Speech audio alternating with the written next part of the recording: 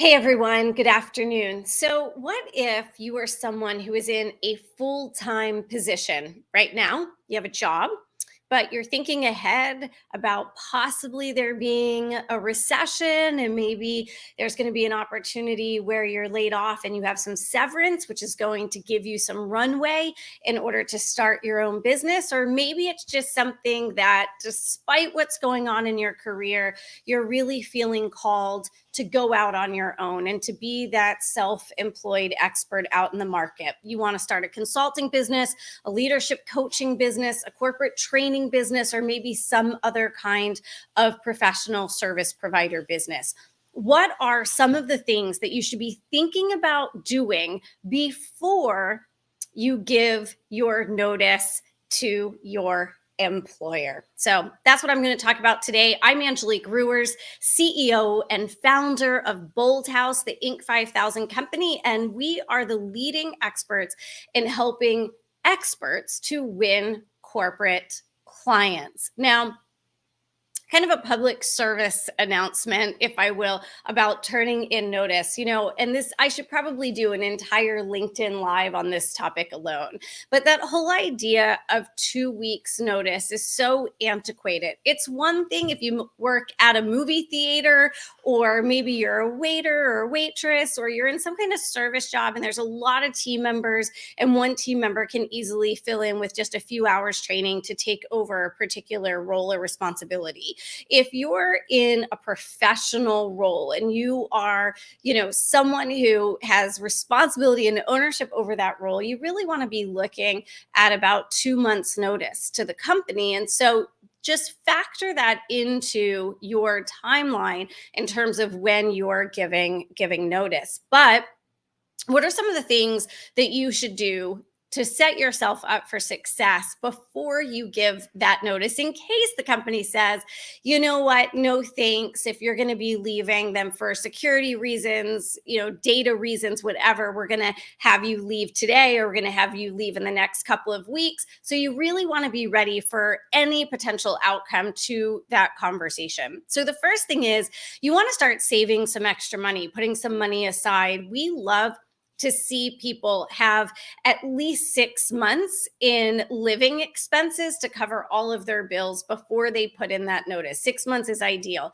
If you can do 12, amazing, like amazing if you could do a full year. But it's going to usually take about 6 months to be up and running and really have the revenue coming in to cover your monthly nut, if you will. So we really want to see 6 months of living expenses saved if possible, and 12 months is even better. So really think about that, start budgeting. You may need to do a little bit more in savings up front. The next thing that we love to see folks do is take a Colby assessment, Kolbe. Again, Kolbe. You want to take the Colby A assessment. Colby is the only cognitive assessment in the world, or purely cognitive assessment in the world. And it's going to tell you things about yourself that are absolutely imperative to know as a business owner, as an entrepreneur. There are 3 assessments that we use with all of our clients who work with us at a high level at Bold House.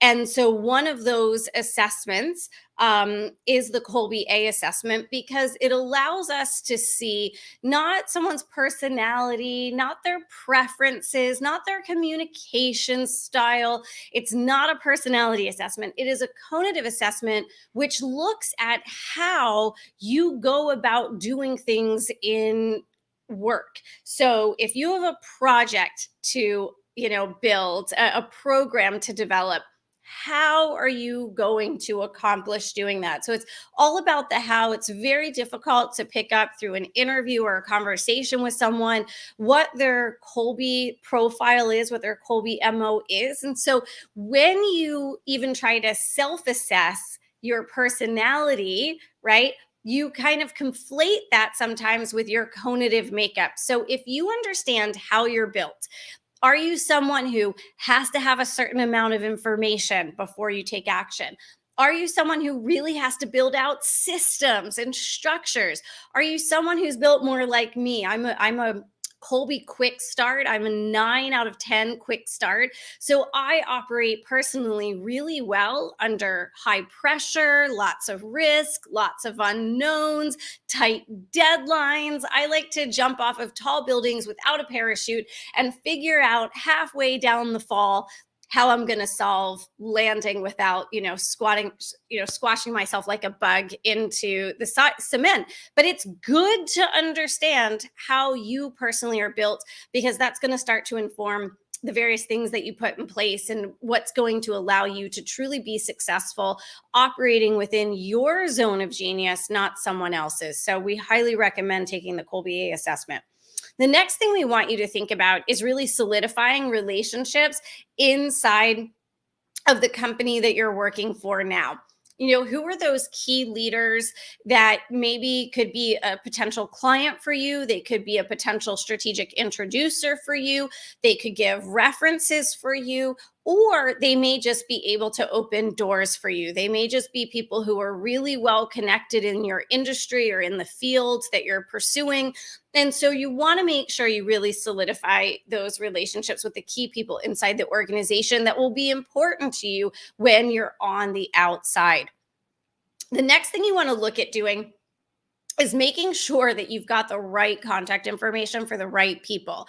Now, disclaimer on this, most companies have very strict policies, as they should, about not just downloading an employee directory of contact information for your own personal use. That can get you in a lot of trouble.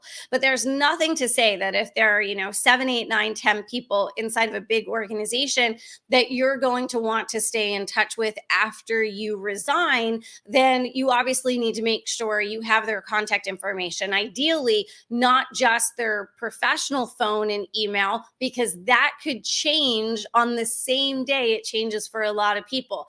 One of the things that a lot of people catch themselves off guard with is they think, I think my company next year may do a reduction in workforce. They may let some people go, but I know these people inside the company and I'll be able to reach out to them if I leave as part of that. Not realizing that all those people might be out the door the same day as you. So you want to make sure you're connected to them on LinkedIn. You want to make sure you have a private cell phone number or a private email address, a way to contact these folks if they leave the company before you do, or if you all leave at the same time. We've seen it happen many times over the last 2 decades. So think about who are those key people you need to stay in touch with, and make sure you have a way to do it that doesn't rely on a company email address. Okay. But also, be very cautious not to break rules about downloading things that is not your intellectual property. We would never advise you to do that. It can get you in a lot of trouble. The next thing that you want to do is think about who else in the marketplace do you have a relationship with because of your current role in the job that you're with, and have you solidified your relationship with those individuals? What I mean by that is, when I was, for example, the head of marketing for a division at a major defense company, I had a lot of relationships with people who were at other defense companies in similar roles as mine. I had a lot of relationships with industry associations, trade show companies, advertising agencies, publications, magazines. And those were really important relationships to me, not just in the role that I had, but in my career as a whole. So don't think myopically about who you need to solidify relationships with. Really think about the entire ecosystem that you have access to from your current role. Are you connected to those people on LinkedIn? Do you have a copy of their email address, their phone number, their titles? How would you get in touch with them when you decide to leave the current role that you're in? So really build that Rolodex. Make sure you have the information that you need, and make sure that you're prioritizing relationship cultivation. You're really nurturing key relationships while you're still in the role inside the company. So make sure you're doing all of that. The next thing that people forget to do while they're still employed inside of a company is they forget to capture the data they need to ultimately build case studies for the key projects and initiatives that they were either involved in or they were at the helm of. They were leading those initiatives while they were inside the company. When you become a business owner, you're a consultant, a coach, a professional services provider, being able to document and demonstrate tangible results for organizations is one of the most powerful things that you can do in your marketing and thought leadership platform. Anybody can log into LinkedIn and share information, but to be able to back that up with case studies is a whole other ballgame. And a lot of folks, they come out of working for a company, maybe they've been a professional for 10, 15, 20, 25 years, and they're like, but I'm brand new. No, you're not brand new. You've been doing this for 10, 20, 25, 30 years. Where are your case studies from being able to affect positive change, impact, and bottom line results while you were still in the company? So really think about trying to get that data. You may need, now obviously I'm not talking about like companies' proprietary data. I'm saying if you were inside of a company and you helped to reduce turnover, or you helped to reduce costs, or you helped to increase profitability, or maybe you simply led internal trainings or internal meetings or offsites, with 50, 60, 100 people. And at the end of that, you guys did a post survey of what everybody thought about it. Those are some statistics and metrics that you can later use, perhaps anonymously without naming the organization, and say, I led this program that improved employee engagement by 15 percentage points in 6 months, or I led an offsite that had over 75 people from 13 different departments, and we scored a 4.5 to a 4.9 out of every key metric of feedback from that group of people from those 13 different divisions. Start really capturing that. Maybe you're responsible for communications to over 8,000 employees in 17 different sectors of the company. Those are data points that you want to make sure you're capturing.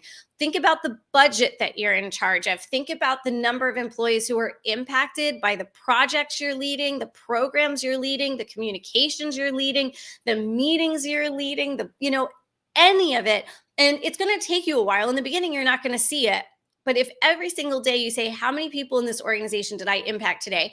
What am I working on? And what are some statistics or metrics around what I'm working on that are going to allow me to establish my credibility when I walk out of here? Even though I won't have a client list yet, I will still have a success list. And that success list is second only to your Rolodex in terms of value when you walk out that door. So your Rolodex is like golden treasure chest number one, and your metrics and your case studies of what you've been able to accomplish in these roles is really your second treasure chest. And we don't want you to walk out the door without that.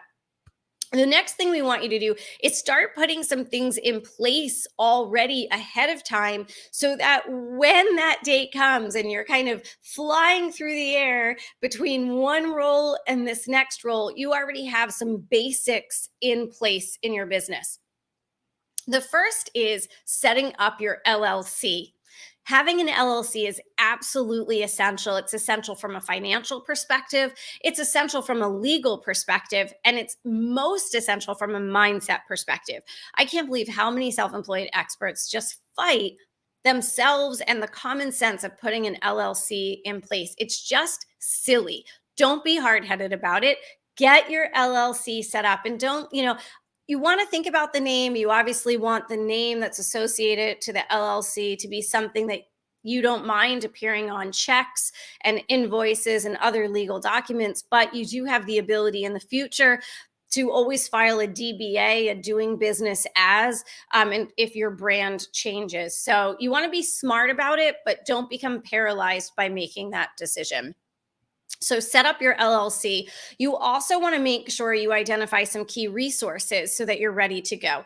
Who will be your CPA? Who's going to be your attorney? Someone who's based in your state, someone who has experience with businesses just like whatever you're planning to create. So if you're someone who's going to start your own architecture firm, you should work with an attorney who works with architects. If you're going to be a leadership coach, then you want to find an attorney who has other clients who are in the leadership coaching and personal development space. So really take the time to find the right attorney in your state who can represent you and help you develop your client agreements, your subcontractor agreements, your NDAs, anything else that you're going to need in your legal toolbox. Same thing goes for your CPA, by the way, your tax accountant. You want to make sure that you're working with someone who understands your type of business specifically. The other thing you want to start investigating is business insurance. You're definitely going to want general liability and professional liability insurance when you get your business going. And the pricing is all over the map. So take some time, do your research on Google, get price comparisons, and make sure you'll be ready to go to put that insurance in place. The next thing you can work on doing is setting up your business bank account. You obviously want to keep your professional money separate from your personal money. This is really important when it comes to legal liabilities and tax issues. So you want to keep this separated from the get-go, from day one in your business. You won't be able to set up a business bank account, though, if you haven't established a business entity. That's why it's so very important to get your LLC paperwork done. And that's going to take a couple of months. When I started my first consulting business in 2006, I started about 7-8 months in advance. And the first thing I did was get that LLC. It took almost 3 months for me to have that in place. And the time changes based on what's happening in the market. So make sure you're doing that in advance. Something else you want to set up very early on is your business email address, your business email inbox. Very soon, as you're getting, especially as you're getting closer and closer to going live with your business, you'll want to start using your business email box in order to correspond with various relationships that you have out in the marketplace. The last thing you ever want to do is send an email from your work inbox about you, something that pertains to your new business. That would be obviously a very untoward thing to do, to be using a company resource for your own business to get started. Don't do that. So you've got to get that business email address set up. It's very easy to do, especially nowadays with Google Business. It's so easy to set up your business drive and be able to have a branded email address. What you don't want to do is email people from a Yahoo or an @Gmail address. It's very unprofessional. It shows you're just a hobbyist. Do not be emailing people from an @Gmail email address. Get a branded email that's going to represent you from the get-go professionally. Okay.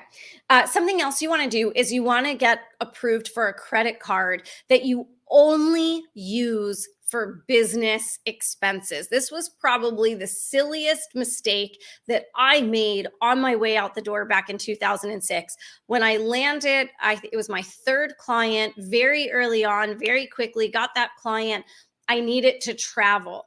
And I did not have a dedicated credit card to start absorbing some of those business expenses. Even before you put in the resignation, you're going to definitely incur some business expenses, setting up your inbox, filing the LLC, doing all of those things. It's much easier to track your business expenses if it's all going to one business credit card specifically. The next thing you want to do is you want to find a business consultant. You want to find a community, and it needs to be a community that's aligned to the business that you're starting. I think the biggest mistake we see folks make, and unfortunately, we see the other side of it too. We have a lot of folks who come into our Bold House community before starting their business, which is very, very smart to do, versus trying to go it alone and then worrying about getting support later. It's sort of like the show Stranger Things. When you leave being a full-time employee to being your own boss and owning your own business, you really are going into upside down world. I don't know a better analogy than the upside down world. It is, what is up is down, what is right is left. Common sense, or what you think is common sense, goes out the window. Just because you were the straight A academic all the way through your master's program, just because you were always getting 5 stars on performance reviews and the person to always get the promotion and the bonus, does not mean that those mindsets and habits will translate well to being an entrepreneur. In fact, I think sometimes the folks who struggle the most to make the transition are the folks who always carry the world on their back themselves. They always want to, they know they can always figure everything out. They can just push through and figure it out. As a business owner, that's not usually the smartest path to take. Okay. So you really want to start figuring out who is your community, who are going to be those mentors, those business strategists, provide the training and the community to support you. And the best advice that I have about that is to find the community that is aligned with your business. Bold House would be your community if you're going to start a business working with B2B organizations, mid-sized companies, small enterprises with just a couple hundred employees, the big corporates, the nonprofits, the universities, then we would be the ideal community for you. But if that's not who you're selling to, you're looking to sell to influencers on Instagram or influencers on YouTube, then you should find a community where everyone is marketing to influencers on YouTube and Instagram or TikTok. If you are starting a business that's going to work in the local marketplace, that you really are working B2C, selling to households and individuals, it's a much more locally focused, geographically focused business in that B2C space, then you need to find mentors and coaches that excel in that B2B world. If you're selling to online business owners, find a community that specializes in selling to online business owners. Really make sure you identify who that community is going to be and join that community way sooner than you think you need to, as in yesterday, because the amount of mindset shifting and perspective shifting that's going to happen is beyond anything that you can imagine. Remember, you don't even know what you don't know about being a business owner. That's definitely probably my biggest lesson from year one in owning my business in 2006 was I had no appreciation for all the things that I was going to have to learn, all the mindsets that I would have to shift. It was like a tidal wave. So if you can join those communities before you even put in your resignation and pull the trigger, that's the smartest thing to do. You just want to make sure that you are selecting the right community that is aligned to you. And again, an example is at Bold House, everyone in our community is selling in the B2B space. They're selling to mid-sized companies, the Global 2000, the Fortune 500, the colleges, the universities, the mid-markets, and the small enterprises. So that's what we're all about. We're not trying to say you can apply this information to the other markets. But you have to be careful because there are folks out there who are going to tell you, oh, it's fine, you'll fit right in. Really look for the community that is completely aligned to the direction that you're going. Okay. And then the last piece of advice I have is to make sure that you're bringing in revenue as quickly as possible. Now, that kind of sounds like a no bleep Sherlock, but give me a second. The amount of time that people spend in the mindset space of, I'm getting ready, is really one of the biggest saboteurs of success coming out of the gate. This idea of getting ready. The faster you start closing sales in your business, even if that means taking on a couple of side gigs while you're still employed, assuming that doesn't violate any HR policies that your company has. It's important to look at that. Again, we don't want you breaking any of your current employer's policies. But if you're able to take on a couple of side gigs on the side and realize, wow, I'm already doing it. The faster you start making money, even if it's just in the beginning, $3,500 here, $7,500 there, $15,000 here in terms of client agreements, the faster you move into that place, the better off you're going to be, because instead of constantly staying in that place of I'm still getting everything ready, the more you'll already be doing it. And that's the biggest thing that can shift for you and accelerate the results that you have in year one of your business. Okay. The last thing I'll just add is I kind of jumped over something really rather important when it comes to getting support in your business early on. Don't fall into the mindset trap that there's all these things you need to get in place before you get a business strategist or before you get a business coach. And honestly, I should probably I'll do a session just about this one topic. But if you think about it as building a house, as much fun as it is to go furniture shopping or shopping for, any type of decor that you might have, that's great, but it's all useless if you haven't built a sound blueprint to build this new house, right? You've got to get the blueprint right. And then your contractor, the general contractor who would be constructing this house, has to get the foundation right. They have to make sure the plumbing and the electrical are in before the walls go up, right? The last thing you do is you start putting on the window dressings. The last thing you start doing is worrying about the decor.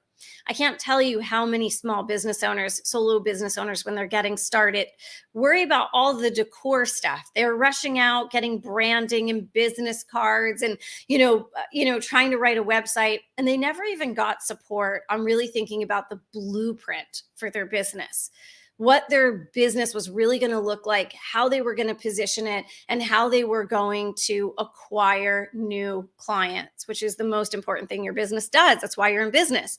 So I really advise you not to start worrying about the decor and the window dressings and all the finishing touches. Get with someone who understands and has expertise in the business that you're about to build, and let them help you lay out that blueprint and the foundation strong from the get-go. Everything else will fall into place after that, versus creating all this stuff, then going and getting support from someone and realizing you just wasted the last 6, 12, 18, 24 months putting things in place that are all 25 degrees to the left or 25 degrees to the right of center of where you really need it to be pointing. So don't do that to yourself. Get the support up front. You would never, ever, ever start building a house without the right blueprint, right?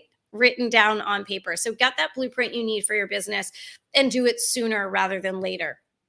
So those are some of the things you definitely want to think about as you are getting your business started. If you are getting your business started, you might want to check out this URL right here, boldhouse.com/your new normal. We have an upcoming masterclass on some things that you need to think about, including how to win clients, which is, at the end of the day, the only thing that's going to matter is if your business is acquiring clients and bringing in revenue. Otherwise, it's not a business, right? It's a hobby. So you can head to boldhouse.com/your new normal to catch our upcoming master class to really help you thinking about the things that are going to make all the difference in your business, especially in those early years when you're getting your consulting, coaching, or other professional services business off the ground.